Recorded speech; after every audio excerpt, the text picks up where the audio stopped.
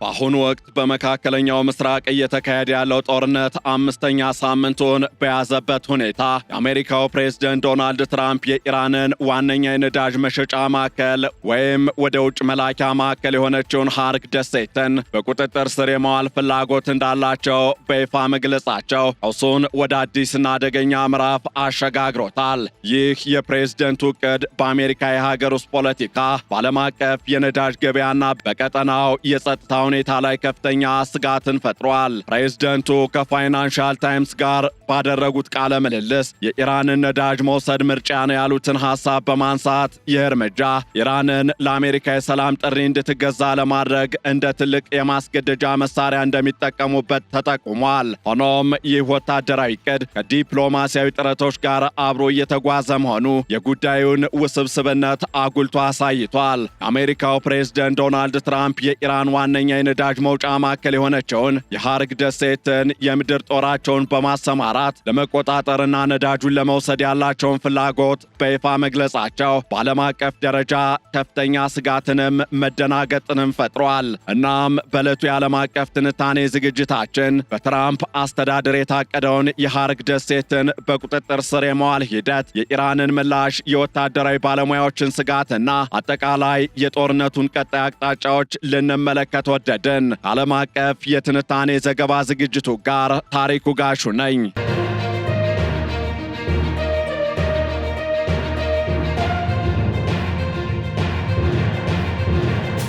የመካከለኛው ምስራቅ ቀውስ በአምስተኛ ሳምንቱ ላይ በሚገኝበት በዚህ ወቅት የአሜሪካው ፕሬዝደንት ዶናልድ ትራምፕ የኢራንን ዋነኛ የነዳጅ መውጫ ወደብ የሆነችውን ሃርክ ደሴትን በኃይል የመቆጣጠርና የሀገሪቱን የነዳጅ ሀብት በቁጥጥር ስር የመዋል ፍላጎት እንዳላቸው በግልጽ መናገራቸው ቀጠናውን ወደ አዲስና አደገኛ የጦርነት ምዕራፍ እያሸጋገረው ነው። ፕሬዝደንቱ ከፋይናንሻል ታይምስ ጋር ባደረጉት ቆይታ ምናልባትም የሃርክ ደሴትን እንይዛለን፣ ምናልባትም ደሴቷን አንይዝም፣ ብዙ አማራጮች በእጃችን አሉ በማለት አስተያየታቸውን የሰጡ ሲሆን ይህ እርምጃ በቬኔዙዌላ እንደተከናወነው የነዳጅ ኢንዱስትሪውን ላልተወሰነ ጊዜ ለመቆጣጠር ያለመ እንደሆነም ጠቁመዋል። ይሁን እንጂ ይህ የፕሬዝደንቱ ዕቅድ በሀገር ውስጥ ካለው የኢኮኖሚ ጫናና የነዳጅ ዋጋ መናር እንዲሁም በወታደራዊ ባለሙያዎች ዘንድ ከሚሰነዘሩ ስጋቶች ጋር ተደራርቦ የትራምፕን አስተዳደር በትልቅ ፈተና ውስጥ ጥሎታል።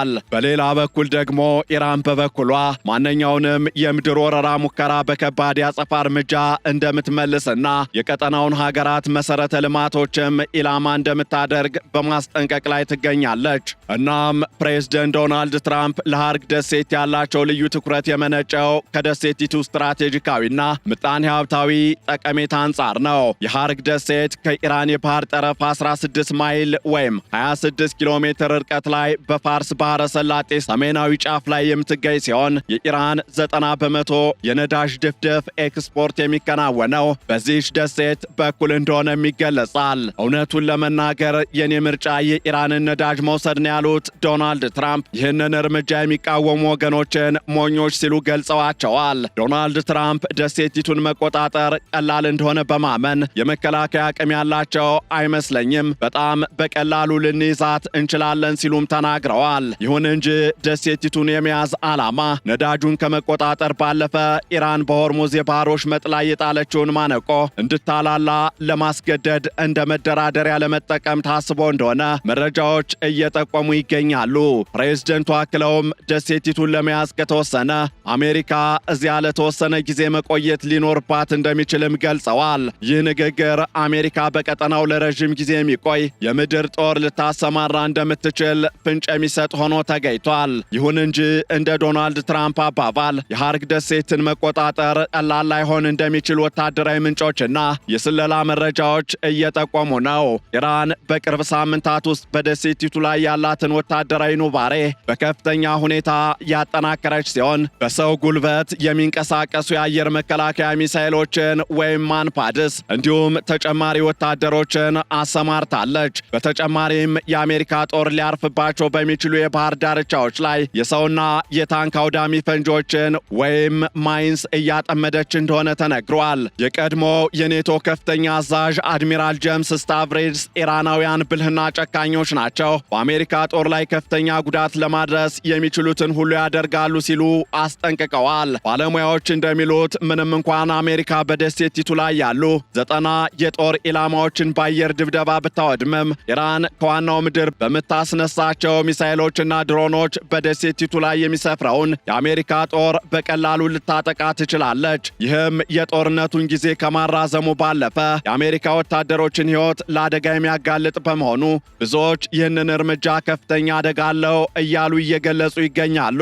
ከዚህ ባሻገርም የኢራን ምላሽ እጅግ ጠንካራና ተስፋፊ የሆነ መምጣቱ ሌላው የሚነሳ ጉዳይ ሆኖ ይገለጻል። የኢራን ፓርላማ አፈጉባኤ መሐመድ ባገር ቃሊባፍ ጠላት በይፋ የድርድር ምልክት እያሳየ በሚስጥር ግን የምድር ጥቃት እያሴረ ነው ሲሉ ወቅሰዋል። ቃሊባፍ አክለውም አሜሪካ ማንኛውንም የኢራን ደሴት ለመያዝ ከሞከረች ለዚህ ትብብር የሚያደርጉ የጎረቤት ሀገራት መሰረተ ልማቶች ያለምንም ገደብ የኢራን ጥቃት ሰለባ እንደሚሆኑ አስጠንቅቀዋል። ይህ ማስጠንቀቂያ በተግባር መታየት የጀመረ ሲሆን በቅርቡ በኩዌት የውሃና የኤሌክትሪክ ጣቢያ ላይ የደረሰው ጥቃት ለዚህ ማሳያ ተደርጎ ተወስዷል። በኩዌት በደረሰው በዚህ ጥቃትም የአንድ ህንዳዊ ዜጋ ሕይወት ማለፉ የተነገረ ሲሆን የቀጠናው ሀገራት የአሜሪካ የምድር ጦር እርምጃ ለእነርሱም የሚተርፍ የኢራን ቁጣን ይቀሰቅሳል የሚል ከፍተኛ ስጋት አድሮባቸዋል። የሐውቲ አማጽያንም ወደ እስራኤል ባለስቲክ ሚሳይሎችን በመተኮስ ጦርነቱን ይበልጥ እያወሳሰበው ይገኛል። ምንም እንኳን የጦርነት ዛቻው ቢበረታም ዶናልድ ትራምፕ ከኢራን ጋር በቀጥታና በተዘዋዋሪ እየተደራደሩ እንደሆነም ገልጸዋል። እንደ ፕሬዝደንቱ አባባል ኢራን በፓኪስታን አምባሳደሮች በኩል በሚደረገው ድርድር 20 የነዳጅ ጫኝ መርከቦች በሆርሙዝ የባህር ወሽመጥ በኩል እንዲያልፉ ፈቅዳለች። ይህንንም ዶናልድ ትራምፕ የአክብሮት ምልክት እንዲሁም ለዋይት ሃውስ የተሰጠ ስጦታ ሲሉ ጠርተውታል። በተለይም አፈ ጉባኤው ቃሊባፍ እነዚህ መርከቦች እንዲያልፉ ፈቃድ የሰጡ ሰው መሆናቸውን በመጥቀስ በኢራን የአመራር መዋቅር ውስጥ ያላቸውን ተጽዕኖም አጉልተው አሳይተዋል።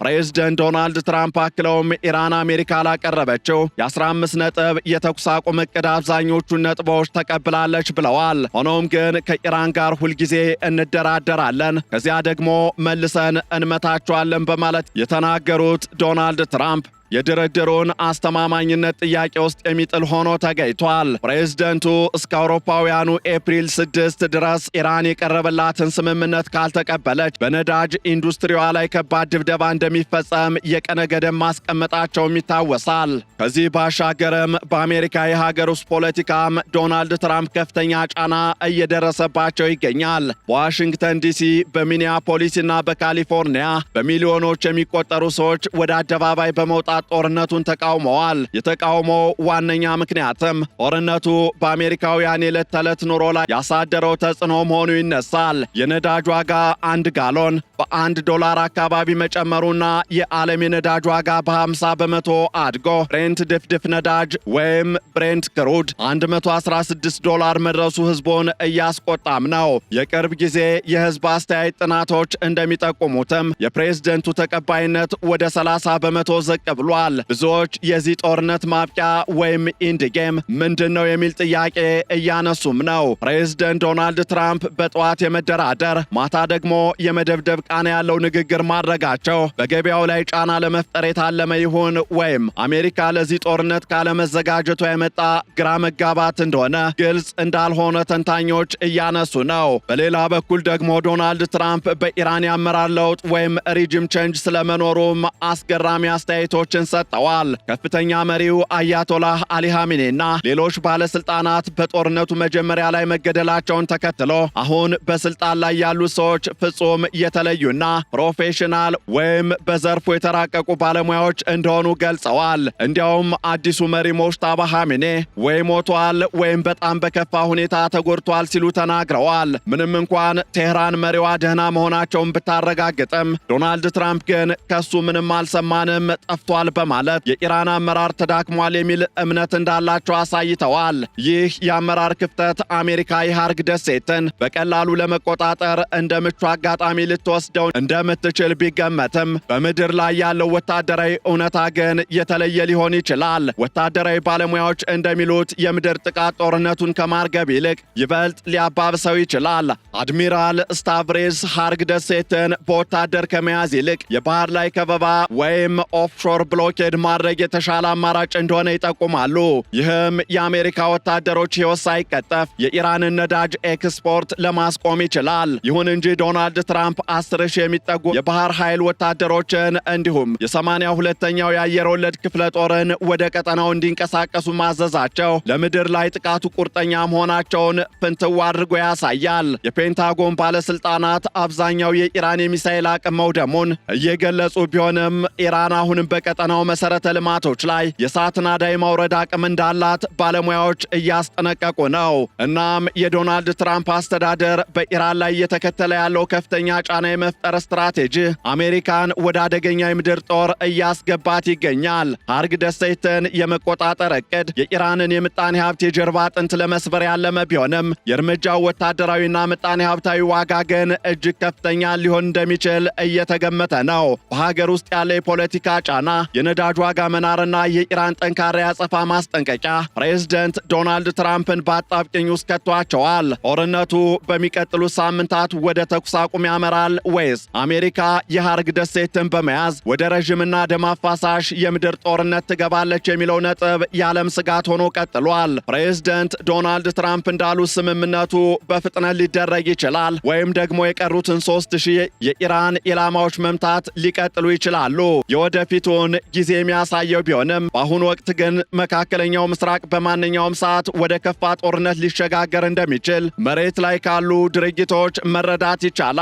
የቀጠናው ሀገራትና የዓለም ማህበረሰብም ጦርነቱ በድርድር እንዲቆም ቢፈልጉም የዶናልድ ትራምፕ የኢራንን ነዳጅ የመውሰድ ፍላጎት ግን የሰላሙን ተስፋ እያደበዘዘው ይገኛል። እናም የዶናልድ ትራምፕ የሃርግ ደሴትን የመቆጣጠርና የኢራንን ነዳጅ የመያዝ ፍላጎት ጦርነቱን ለማሸነፍ ካላቸው ጽኑ ፍላጎት የሚመነጭ ቢሆንም በተግባር ግን እጅግ አደገኛና ውስብስብ መሆኑ አይቀሬ ይመስላል። ፕሬዝደንቱ የሃርግ ደሴትን በጣም በቀላሉ ልንወስዳት እንችላለን ቢሉም የኢራን ወታደራዊ ዝግጅትና የቀጠናው አጋሮች ስጋት ሌላ ታሪክ ይናገራሉ። በሀገር ውስጥ ያለው የህዝብ ተቃውሞና የነዳጅ ዋጋ መናር ትራምፕን ወደ ድርድር እንዲያዘነብሉ ሊያስገድዳቸው ቢችልም ወታደራዊ አማራጭን ግን እንደ ዋነኛ ማስገደጃነት መጠቀማቸውን ይቀጥላሉ። በሚቀጥሉት ቀናት የሚታየውም የኢራን ምላሽና የአሜሪካ ወታደራዊ እንቅስቃሴ መካከለኛው ምስራቅ ወደፊት ዕጣ ፈንታን ወይ ወደ ሰላም ካልሆነም ወደ ማያልቅ ቀጠናዊ እልቂት ሊያመራ እንደሚችል የሚወስን ይሆናል። ፕሬዝደንቱ እንደሚናገሩት ስምምነቱ በፍጥነት ሊደረስበት ይችላል ወይም ደግሞ ከዚህ አልፎም ኢራን የሃርግ ደሴት ላይ ያዘጋጀችው ወጥመድና የአየር መከላከያ ስርዓት የአሜሪካ ወታደሮች ደሴቲቱ ላይ እግራቸውን እንዲያሳርፉ የሚፈቅድ አይመስልም። ይህም ዶናልድ ትራምፕ በሁለት ምርጫዎች መካከል እንዲቆሙ ያደርጋቸዋል። አንደኛው ከፍተኛ መስዋዕትነት የሚጠይቅ የምድር ላይ ጥቃት መክፈት ወይም ደግሞ በባህር ከበባና በዲፕሎማሲያዊ ጫና ኢራንን ማንበርከክ። በዶናልድ ትራምፕ አስተዳደር የተቀመጠው የኤፕሪል 6 የጊዜ ገደብ እየተቃረበ መሆኑን ተከትሎ ዓለም በጭንቀት የክስተቶችን ሂደት እየተከታተለና እያጤነ ይገኛል። የነዳጅ ዋጋ መለዋወጥ እንዲሁም የአሜሪካ ፖለቲካዊ ውጥረት ለዚህ ውሳኔ ትልቅ ግብዓት መሆናቸው አይቀሬ ይመስላል። ቀጣዩ እርምጃ ጦርነቱን ያረግበዋል ወይስ ያባብሰዋል የሚለው ጥያቄ በቅርቡ ምላሽ የሚያገኝ ይሆናል። ይህንን ዓለም አቀፍ ትንታኔ ስናዘጋጅ ሲኤንኤን፣ ቢቢሲ፣ ሮይተርስ እንዲሁም ዘጋርዲያንን በዋቢነት ተጠቅመናል።